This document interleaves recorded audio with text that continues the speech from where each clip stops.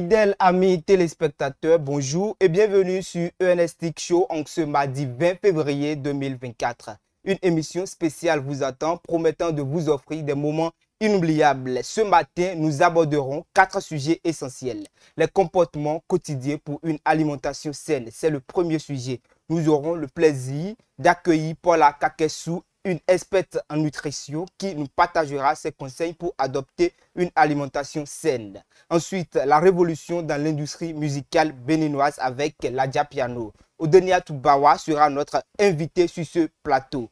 Le spotting, qu'est-ce que c'est? Ses causes et conséquences. Rosine Setcho, spécialiste des questions de santé féminine, nous éclairera sur ce sujet important, souvent méconnu. Enfin, nous irons faire la découverte des mères célibataires avec Jasmine Agombo.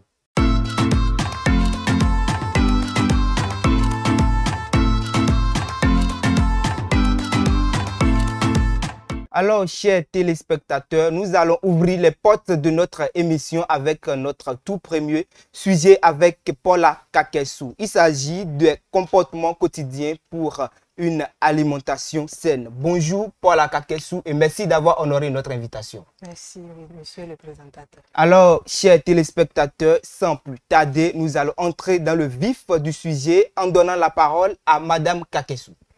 Alors, merci Ézéchiel et chers amis téléspectateurs, bonjour. Ce matin, nous allons parler d'une alimentation saine. Et déjà, qu'est-ce qu'une alimentation saine? Elle est traduite par l'action de s'alimenter d'une variété d'aliments nutritifs afin de se sentir bien et de maintenir une bonne santé.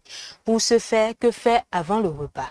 En effet, il est important de planifier à l'avance ces repas en incluant une variété d'aliments riches en nutriments tels que les fruits, des légumes, des protéines maigres, des céréales complètes et des sources de matières grasses saines. Après cela, il faut se laver soigneusement les mains pour éliminer les bactéries et les germes. Prendre également le temps de s'asseoir à table dans un environnement calme et agréable. Mais pour bien manger, il faut prendre un apéritif ou une boisson pour ouvrir l'appétit. Une fois en face du repas, il faut mâcher lentement les aliments pour faciliter une bonne digestion et pour une plus grande satisfaction alimentaire. Mais pour cela, vous devriez éviter au maximum les distractions telles que les écrans, dont l'utilisation du téléphone portable n'est pas vraiment conseillée. Prendre aussi le temps d'écouter les signaux de faim et de satiété de son corps est essentiel pour éviter de trop manger. Ensuite, il est conseillé de ne pas rester immédiatement inactif après avoir mangé. Et donc, il y a quelques habitudes à adopter pour favoriser une bonne santé après les repas. Dans ce cas, il faut éviter de se coucher immédiatement après les repas, donc attendre au moins 1 heure pour laisser le temps à la digestion de se faire correctement. Faire une courte et légère marche pour favoriser une bonne digestion. Éviter de fumer ou de boire d'alcool juste après avoir mangé. Donc, il faut boire de l'eau pour faciliter également la déshydratation. Et pour finir, je dirais qu'une bonne alimentation accompagnée des activités sportives réduit éventuellement vos risques de contracter une maladie et vous aide à maintenir un poids santé. Donc, en suivant ces conseils, vous aurez une bonne santé et une meilleure santé globale. Merci beaucoup à vous, Paula. Merci, chers téléspectateurs, de garder l'écoute et de nous avoir suivis. Paula, vous avez parlé des comportements que nous devons adopter pour avoir une santé, une bonne santé selon nos nutritions. Alors, je voudrais vous demander, d'ailleurs, il existe des heures uniques ou bien des heures précises auxquelles nous devons manger? Non, il n'y a pas des heures potentielles pour manger. Ça dépend de la préférence individuelle de chacun. Mais généralement, le petit déjeuner est pris tôt le matin, le déjeuner à midi et le dîner en début de soirée. Mais le plus important, c'est de savoir écouter votre corps et de manger quand vous avez faim. Écouter son corps, il ne faut pas manger n'importe comment. Donc, si je n'ai pas faim, je ne vais pas manger. Merci beaucoup à vous. Et une dernière question. Vous avez parlé également des activités sportives que nous devons effectuer pour faciliter la digestion. Alors, quelles sont ces activités? Alors, pour le compte des activités sportives qu'il faut pour faciliter une bonne digestion, je dirais qu'il faut opter pour une marche, mais pas une marche intense, mais plutôt une marche relaxe. Il y a également la natation et le yoga. Merci beaucoup à vous, Paula, pour vos conseils sur les comportements quotidiens que nous devons adopter pour une alimentation saine. Chers téléspectateurs, si vous ne le saviez pas, vous venez de le savoir, alors prenez en compte ces conseils dans vos prochains comportements pour assurer une bonne santé. Merci beaucoup et à tout de suite pour une nouvelle rubrique.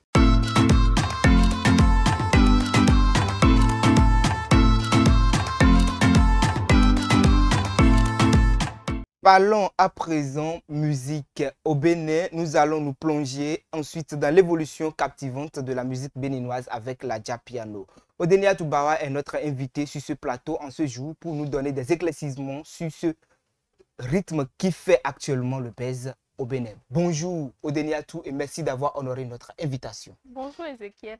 Merci. Alors, vous êtes là pour nous donner des explications sur la Dja-Piano. Alors, qu'est-ce que la Dja-Piano selon vous? Ok. Merci. La Dja-Piano, déjà, c'est le nouveau phénomène en vogue au cœur de la scène musicale béninoise. Vous avez certainement déjà entendu les morceaux suivants. Bien sûr. Mitashin de Instaime en featuring avec Chiz.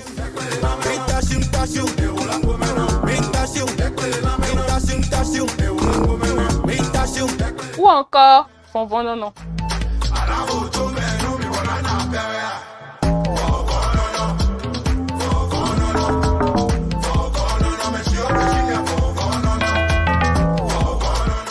Fusion innovante et 100% béninoise mêle les rythmes envoûtants de l'amapiano sud-africain et la sonorité traditionnelle du Bénin, notamment celle du gogoron.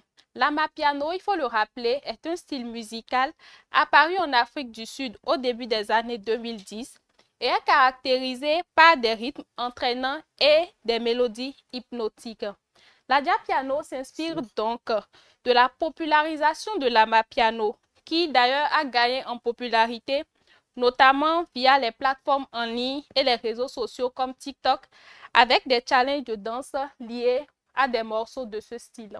D'accord, merci à vous. Vous venez de dire qu'il s'agit d'une fusion entre l'amapiano sud-africain, bien sûr, avec le gogoron béninois. Alors, comment le gogoron s'y intègre vraiment? Merci Ezekiel. Le gogoron, c'est une danse traditionnelle fortement ancrée dans les traditions adja des départements du Zou et du Mono et a été popularisée par celui même qu'on ne présente plus, Daoué Doto, le roi du gogoron. Gogoron s'intègre donc dans l'amapiano de manière harmonieuse en contribuant aux sonorités traditionnelles et distinctes de cette danse. Les artistes adaptent alors les caractéristiques rythmiques du gogoron, notamment ses motifs et ses mélodies percussives, pour créer une symbiose entre les traditions locales et les tendances contemporaines de l'amapiano. Cette symbiose musicale a magnifiquement fait son entrée grâce au beat réalisé par Ronnie Beat que Instaime a propulsé avec son titre phare Dja-Piano 1.0 que je vous propose de suivre.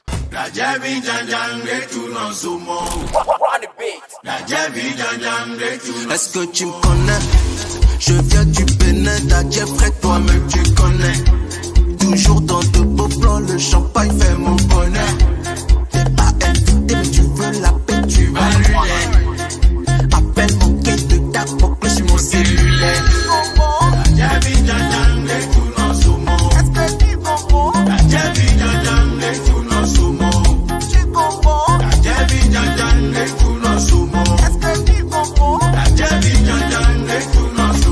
Cette intégration crée une expérience musicale unique, témoignant donc de la richesse culturelle du Bénin en évoluant avec les influences modernes de l'amapiano. Richesse culturelle du Bénin. Et selon vous, quel est donc l'impact de cette révolution sur la musique béninoise? Merci Ezekiel. Musicalement parlant, ce style a été repris par divers artistes béninois à travers des freestyles et des compositions et donc séduisant un public varié. Plus qu'une simple évolution musicale, Oui. l'Adja Piano est désormais le reflet d'un dialogue entre passé et présent, montrant comment les traditions musicales peuvent se fondre harmonieusement avec les tendances contemporaines pour créer quelque chose de nouveau et d'exaltant. Mais cela ne se limite pas seulement à la sphère musicale, puisque l'Adja Piano influence également les domaines tels que la danse et la mode, marquant ainsi profondément l'empreinte culturelle du Bénin. Je finirai donc en disant que la transformation du gogoron en Adja Piano symbolise un pont entre les générations, illustrant la capacité de la musique à unir et à innover tout en respectant et en valorisant les racines culturelles. Merci beaucoup à vous, Odenia Toubawa. Merci pour vos éclaircissements. Nous sommes ravis de vous recevoir sur ce plateau. Alors, chers téléspectateurs, si vous ne le saviez pas, vous venez de le découvrir, Adja Piano, un rythme qui fait actuellement le buzz sur la toile. Ça fait danser, ça fait fredonner. Et si vous aimez, alors vous pouvez aller l'écouter. À tout de suite pour une nouvelle rubrique.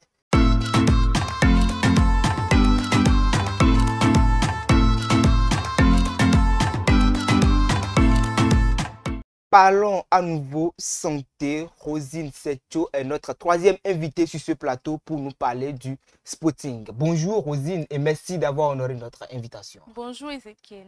Alors Rosine est là, chers téléspectateurs, pour nous donner des éclaircissements sur les causes et conséquences du spotting. Alors nous sommes à vous.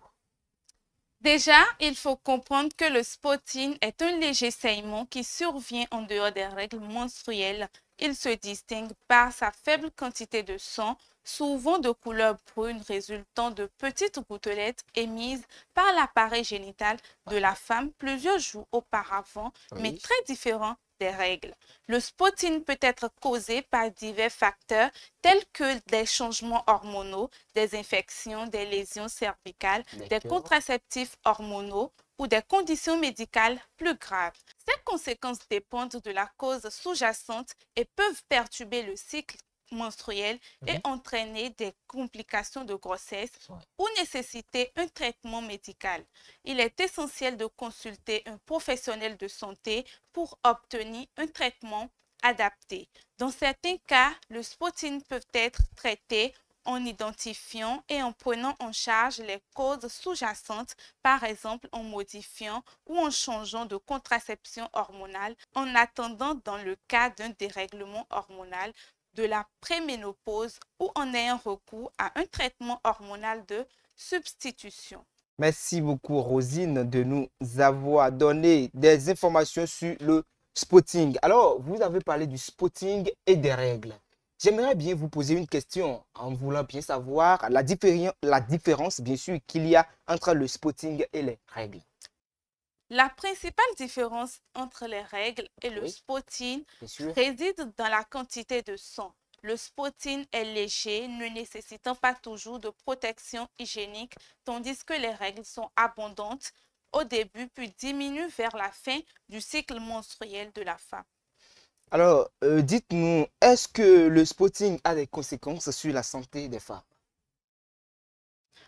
En ce qui concerne les implications du spotting sur la santé des femmes, il nécessite souvent une évaluation pour exclure des conditions plus sérieuses et pour fournir un traitement adapté si nécessaire. Alors, merci beaucoup à vous, Rosine. Chers téléspectateurs, le spotting est un mal qui gêne les femmes, qui dérange les femmes. Alors, si vous avez peut-être ces symptômes qu'a cité notre invité, nous vous invitons à consulter un professionnel pour vous guérir. Merci beaucoup à vous et à tout de suite pour notre dernière rubrique.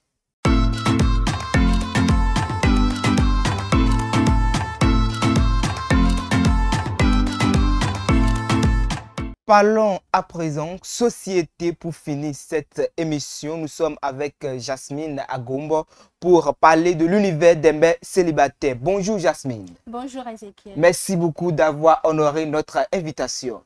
Je vous en prie. Alors, chers téléspectateurs, nous sommes là pour vous faire découvrir l'univers des mères célibataires. Nous sommes impatients d'entendre votre perspective sur les défis et les joies rencontrées par les mères célibataires, Madame Agombo. Bonjour à nouveau Ézéchiel, bonjour à toutes et à tous. Conflits, violence, pauvreté, chômage, famine, pour ne citer que ceux-là sont quelques difficultés auxquelles l'être humain est confronté dans son existence. Si l'homme souffre de la plupart de ces phénomènes depuis lors, certains atteignent des proportions inquiétantes en ce XXe siècle. C'est le cas de la monoparentalité, résultat d'une séparation, d'une grossesse désirée ou d'un décès. La monoparentalité est la situation d'un parent qui se charge seul de l'éducation d'un ou de plusieurs enfants. Ainsi s'est développé dans le monde et particulièrement au Bénin le phénomène des mères célibataires. Au sein de la société béninoise, quoique la tendance soit à la baisse, la proportion de ménages dirigés par une femme est passée de 18% en 1996 à 21% en 2001 et à 23% en 2010. Ces chiffres ont connu de nos jours une croissance exponentielle. Ézéchiel, il faut noter que les mères célibataires sont des chefs par défaut car elles assurent à la fois le rôle du père et de la mère. Comparativement aux familles nucléaires, elle est l'unique responsable de sa famille du moins, car elle a le privilège d'assurer les 5 besoins fondamentaux de l'homme à ses enfants, c'est-à-dire s'instruire, se loger, se vêtir, se nourrir, se soigner, revient à sa guise. Donc, en matière d'éducation, elle doit être une femme psychologiquement forte pour pouvoir réussir et garantir l'avenir de ses enfants. Je ne finirai pas sans saluer la bravoure de ces femmes, de ces mères célibataires qui se battent jour et nuit contre vents et marées pour garantir un avenir radieux à leur progéniture. Merci beaucoup à vous, Madame Agombo. Vous venez de nous dire que les femmes, les mères célibataires, bien sûr, jouent le rôle de père et de mère à leurs enfants. Alors, pouvez-vous nous parler de leurs expériences? Les expériences des mères célibataires peuvent être diverses et varient d'une personne à une autre, car cela reflète à la fois leurs défis et aussi leurs réussites. Parlons des expériences, je dirais, il y a les défis financiers. Les défis financiers, difficultés à satisfaire les enfants, vu que, et en matière de mère célibataire, peut-être la mère n'a pas de job, elle ne se fait truc là pas, peut-être elle a des problèmes par-ci, par-là pour... Non, elle aura forcément de quoi faire pour nourrir ses enfants. Je comprends. Parce que là, il doit vivre d'un seul revenu comparativement aux familles nucléaires. Hormis cela, il y a l'organisation de son programme. Parce qu'elle doit être bien vrai, elle doit travailler pour nourrir ses enfants. Bien sûr. Mais elle doit aussi trouver du temps pour pouvoir les éduquer. Et aussi apprendre à gérer ses émotions. Ne soit pas trop triste. Voilà, psychologiquement, pour pouvoir réussir l'éducation de ses enfants. Merci à vous. Alors, un mot à ces mères célibataires qui se battent jour et nuit pour subvenir aux besoins de leurs enfants.